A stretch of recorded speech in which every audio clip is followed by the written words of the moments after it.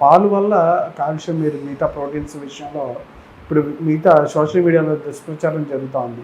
ఇక పాలు కాకుండా మిగతా అంశాల్లో అంటే మిగతా వాటిలో కూడా ఈ ప్రోటీన్స్ అన్ని దొరుకుతున్నాయి, పాలు కన్నా బెటర్ ఉన్నాయని చెప్పి కొన్ని చెప్తా ఉన్నారు. దాని గురించి ఉంటారు.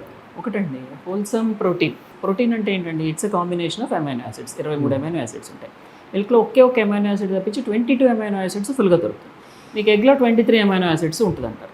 సో అలాగా మీకు ప్రోటీన్ అంటే మీకు కొంత తీసుకుంటారు కందిపప్పు లాంటి, దాంట్లో మీకు 11-12 అమైనో యాసిడ్స్ ఉంటాయి. సో ఒక్కొక్క ప్రోడక్ట్కి మీకు ఆ కాంబినేషన్లో అన్ని wholesome food.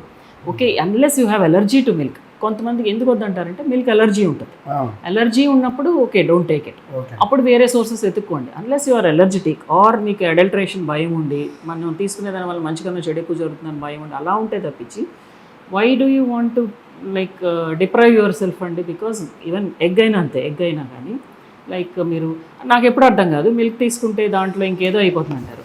Then are you not taking pizzas, burgers, అవి మ్యాగీలు అవంతా కెమికల్స్ కదా, దానికన్నా ఇది బెస్ట్ ఫుడ్ కదా. సో ఐ డోంట్ నో, అంటే మేబీ ఎవరు ఇష్టం వాళ్ళది అనుకోండి. బట్ అన్లెస్ యువర్, నేను మా ఉద్దేశం in case your milk intolerant also, మీరు పెరుగుకు టాలరేట్ అవుతుంది మళ్ళీ బాడీ.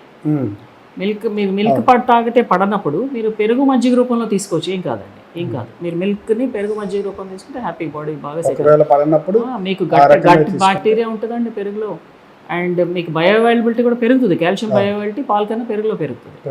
సో మీకు ఇట్స్ అ హోల్సమ్ ఫుడ్ అండి. అంటే సోర్స్ కరెక్ట్గా తీసుకుని, మంచి సోర్స్ నుంచి తీసుకుని, డోంట్ డిప్రైవ్. నా ఉద్దేశం అంతే. మేము దీని గురించి చాలా ఎక్కువ చదువుకున్నాం కాబట్టి I don't know, it's a myth అనుకుంటున్నాను. Because it's a wholesome food. Why do you want to deprive yourself?